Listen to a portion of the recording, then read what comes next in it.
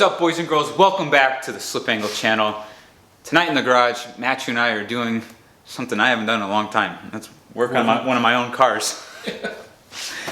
So we're getting ready to go do a track day tomorrow. We just dropped the track day prep video, so if you haven't seen that, check that out. Just the basics, going over the fundamentals of doing your first track day.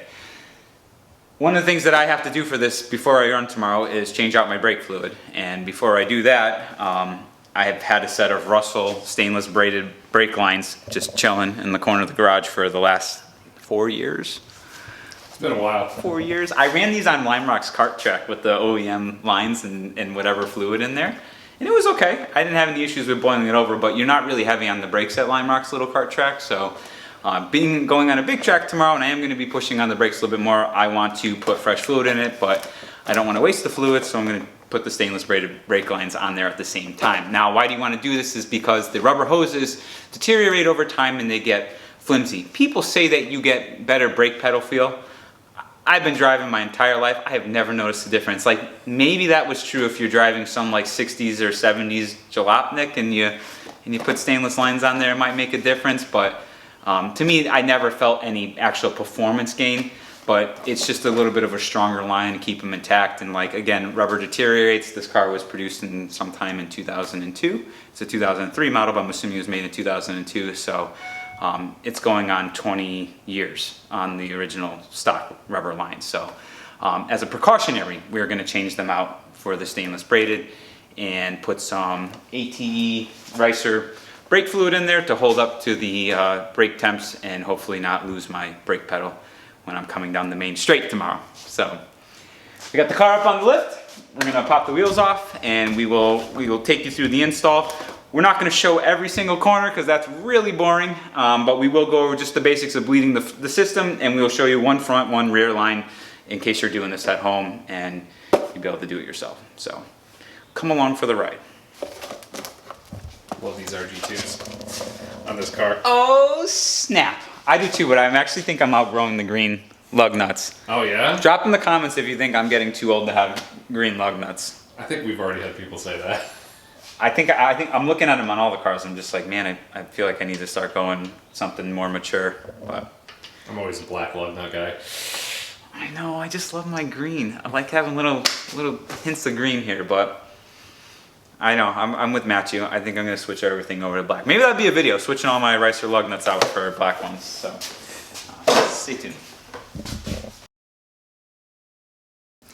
We are back. We have the car up on our lift, wheels off.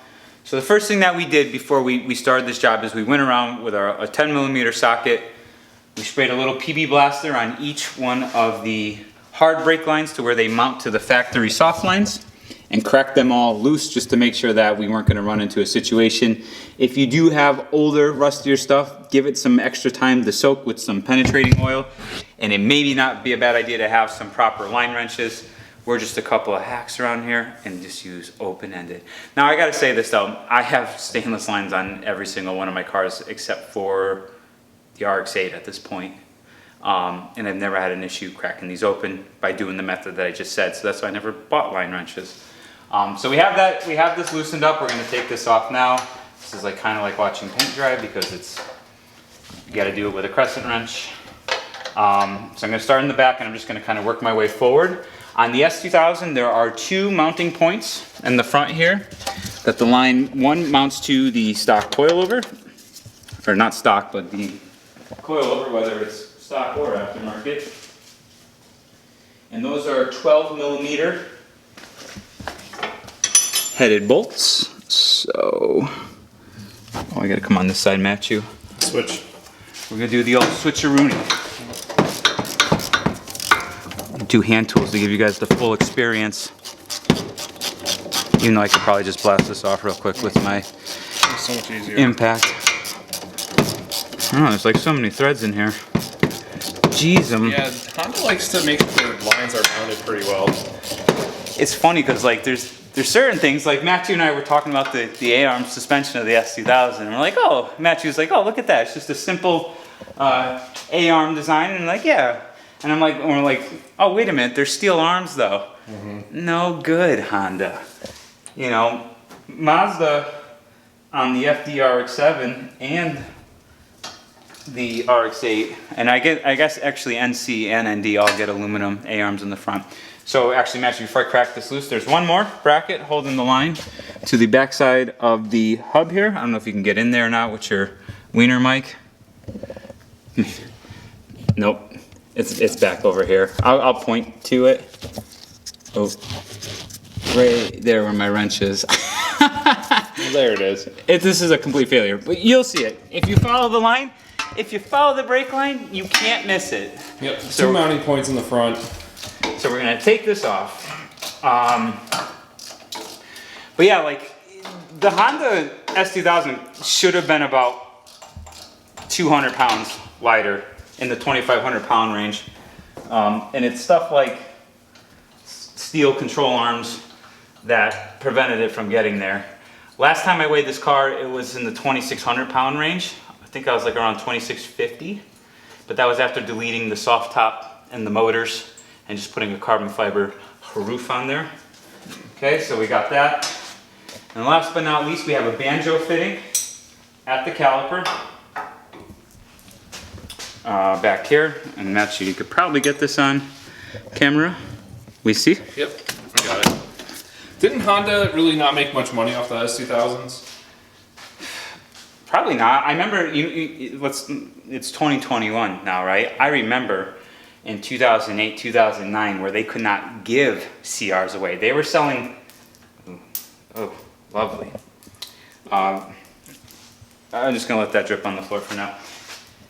They could not give away CRS 2000s. Nobody wanted them, and probably rightfully so, because I still, to this day, think the CR is an ugly son of a bitch of an S2000. I don't like that front lip, I don't like the wing.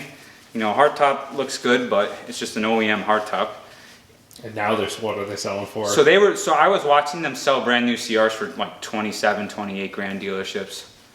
And one sold for over $100,000, $125,000. It's absolutely disgusting. Yeah, it is. You know, and as much as I love the JDM cars, because I grew up with these cars, like idolizing them, you know, if you guys have been following this channel now, you know that I love the FD and the S2000. Those are my two muse cars, going through the route of like becoming a car guy, and those are all that I wanted. But I'll tell you, the prices that people are commending for them now, I would never pay, and I just like it just kind of like ruins a lot of this part of the enthusiasm for me, being an enthusiast. It's a shame, you know, and people who are getting out there now in the real world, and if you're growing up and you get a little bit of money under your belt, it's like these cars aren't even obtainable anymore. Yep. So it's such a shame. To show the line here, yeah, sorry to be negative Nelly, kids. You could still kind of grab S2000s, but I even think S2000s are a little bit too expensive for what they are. We got new washers for our banjo bolt, so one goes here inside the bolt, and then the second one's going to go here, and we're going to bolt this right into our caliper. So I'm going to make my life easier. I'm going to feed this around the back here, and the caliper bolts onto the back side here. Can you get that on camera, Matthew? Yeah, I got it. Okay. Perf. I'm just gotta try to find the threads in here. No pressure. I'm just on camera wasting everybody's time right now trying to find it. This. Oh yes. Oh yes, but I got it. Okay. Give it an old jiggle. Good old jiggle. Oh, here's another thing that I forgot to mention, and I'm gonna do this now before I wrap this back here. This sleeve on the Russell line prevents you from being able to get this to the bracket. So I had to chop it off of the other side. Oh no. I know. Somebody was sleeping at Russell when they made these. Trying not to slice my hand open and have to go to the hospital for stitches. That's right, I'll take you to the hospital and the FD. We could try it, but that battery's dead as shit. It's been sitting for a very long time. But that's going to change soon. I'm ordering all the turbo parts. All I have left to order is the turbo. I put a poll on Instagram. Have people help me out a little on the decision-making process. All right. So, gotta run your line the same way it was oriented before. Yep. And bolt it up. So I'm gonna go with the first bracket here. This is dark back here, so you guys are probably not gonna be able to see this. And I apologize. Okay. I got a good chopping under here. You got it? Yeah, like, and this is also like a little bit awkward here. You gotta kind of like bend this into here to like get this to line up.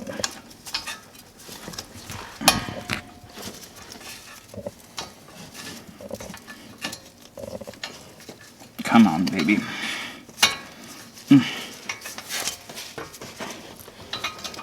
You see my dilemma here, right? Because you got to kind of bend this down at an angle. Yep. The backs are like that too. Yeah, it's To bend them in a weird way to get the brackets bolted up. it's silly.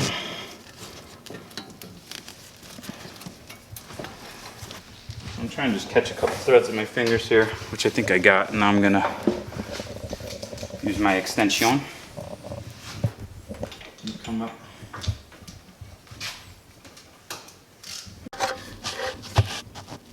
Okay, last but not least, before we take the stock line out, there is a clip that holds the fitting here to the body of the car. So I usually just take a flathead and pry it up against the fitting. I'm a little bit of a disadvantage here because Matthew's filming in front of me. We're awfully close though and intimate behind camera. You guys just can't see it. Yeah, if only you got this, you could see what's going on behind the scenes.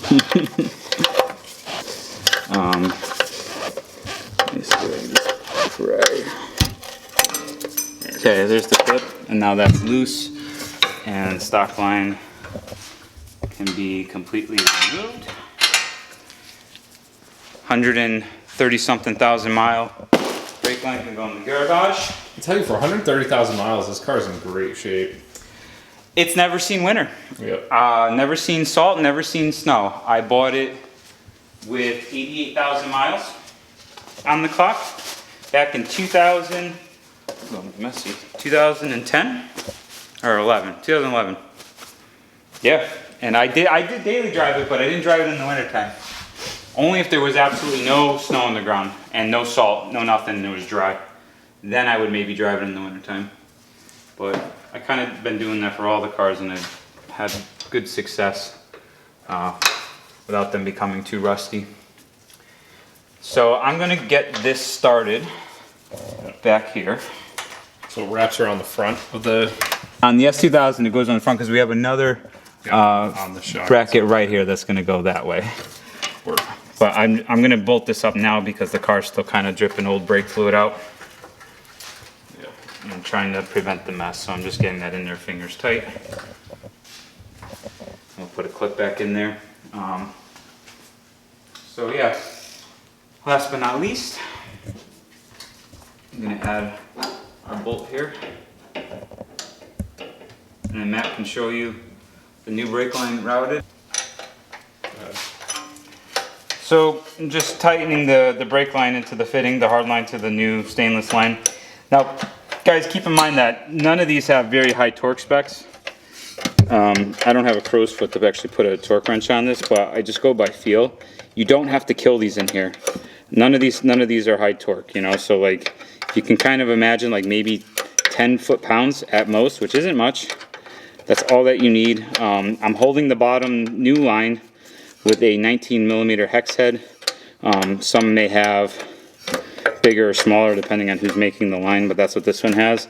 And once I have the line tightened, I'm going to put the clip back in place to hold it steady. Which are almost there. And Matt, while I'm finishing this up, show them the routing for the brake line. Oh, yeah. So Just comes around the front. there's torque tension. And if you hold on for 1 second. So I'm going to take my factory clip here, and it's got a bow in it, if you can see that on camera. Yep. So we're going to find the groove of the brake line fitting. I'm just going to push it back into place. There you go, and it holds it in. And that's it. And brake fluid is very corrosive, so I'm going to proceed with blasting everything with carb cleaner. And then we'll move on to the back.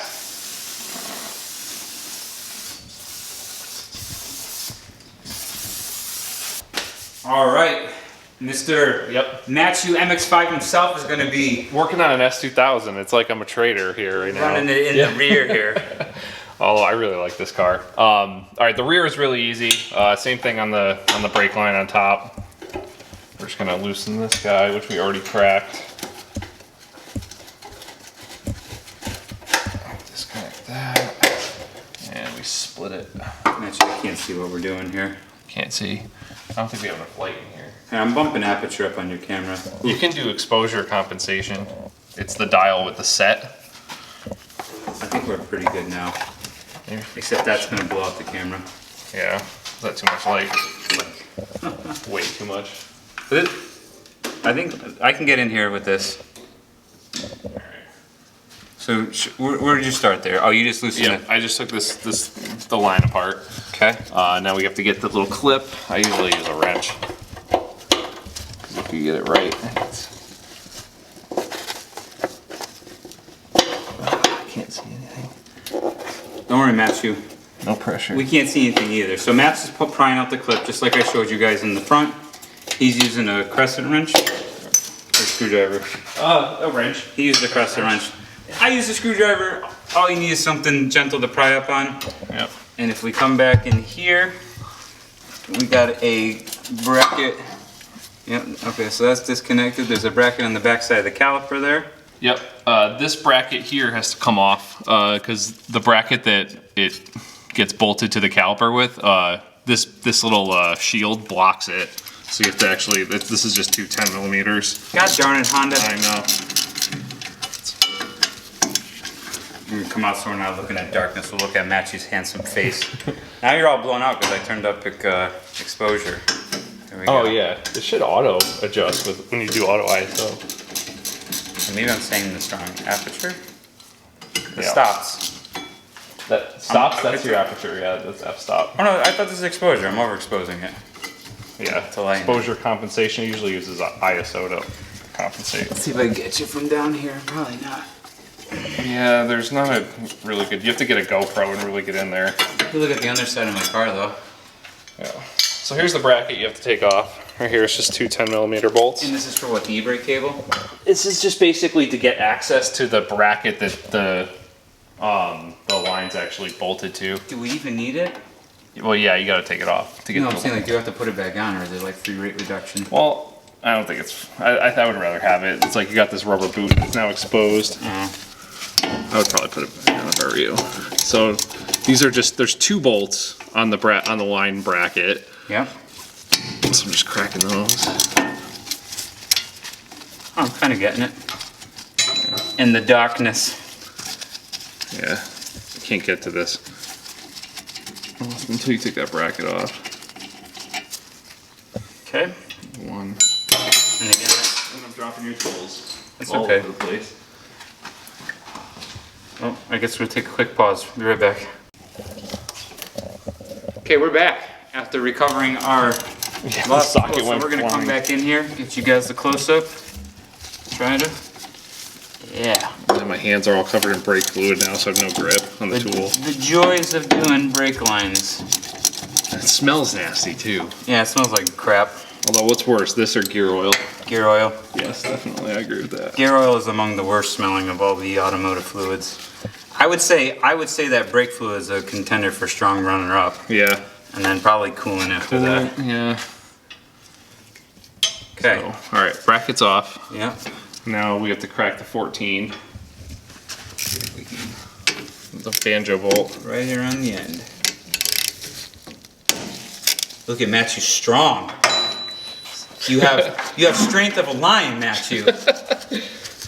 You know, all this COVID work from home, I've been working out a lot. That's right. And have a bucket ready. Okay, we're trying to catch some of the brake fluid. So guys, keep in mind, like the washers, there are one-time use, but you could reuse them technically, and sometimes they get stuck to the caliper. So Yeah. just bear in mind that. So, there's that one. Yeah, one's stuck to here too. One's stuck to the bolt. I need a screwdriver. Alright.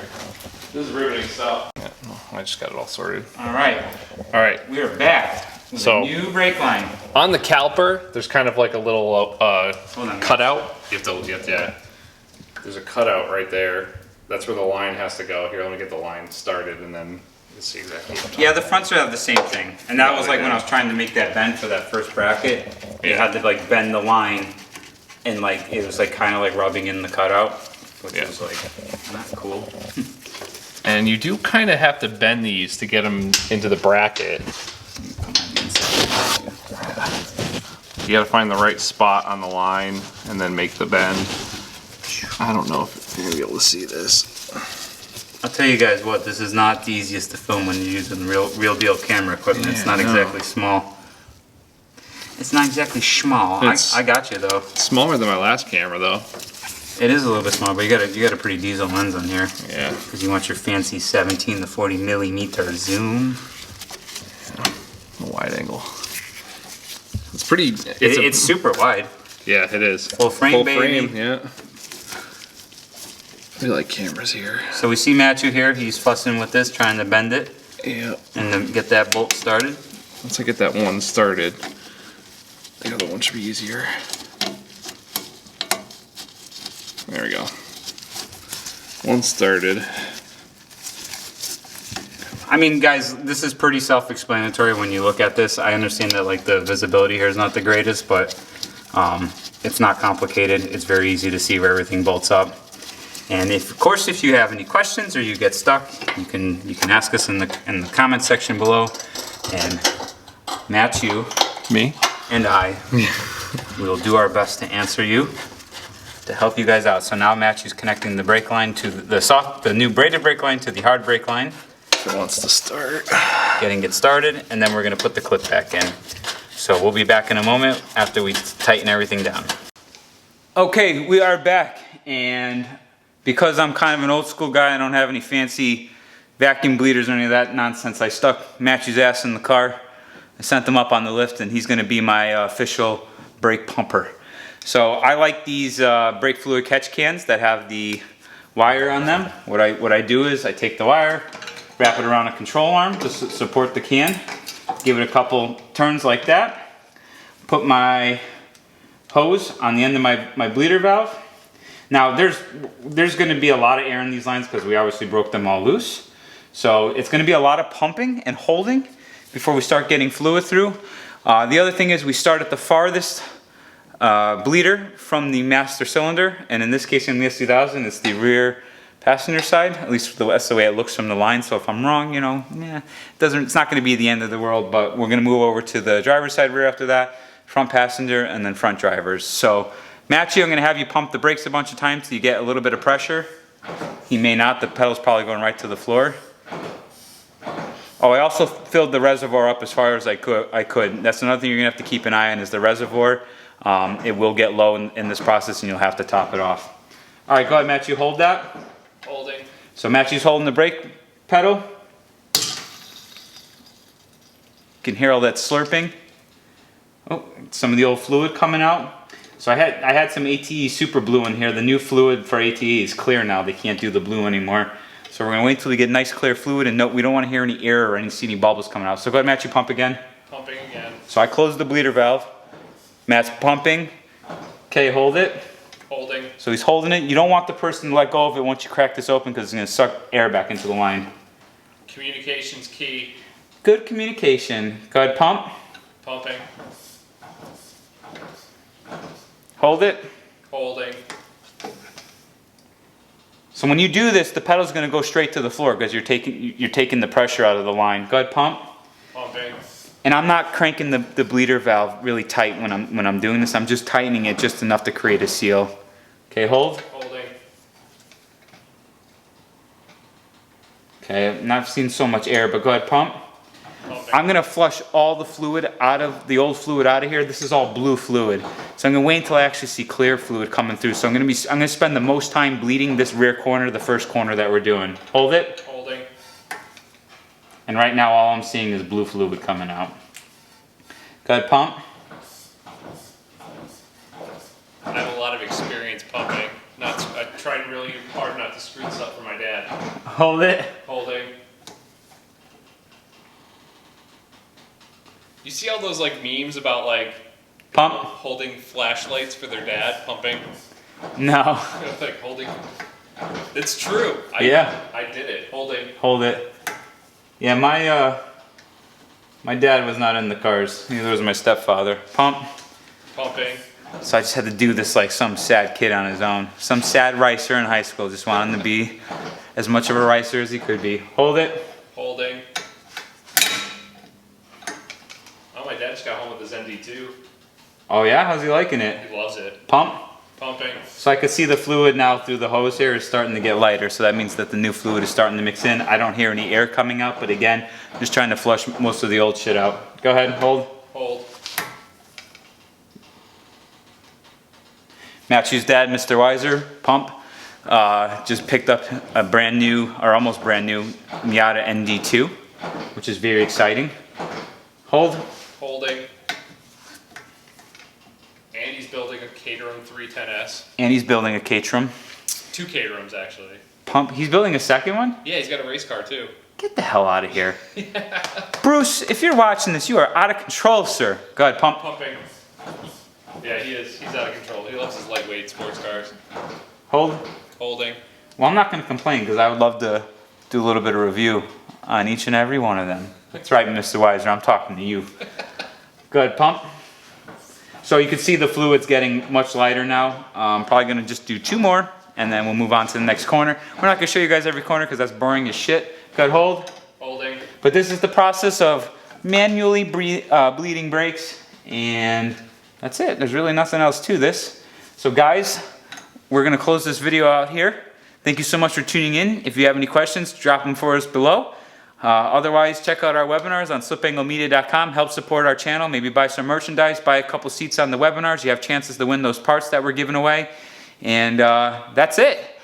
Thank you all so much again, and we hope to see you in the next one. Done. I'm still holding. Oh, you can release. Sorry, buddy. You want to learn about some sweet tuner parts that you could take home for free?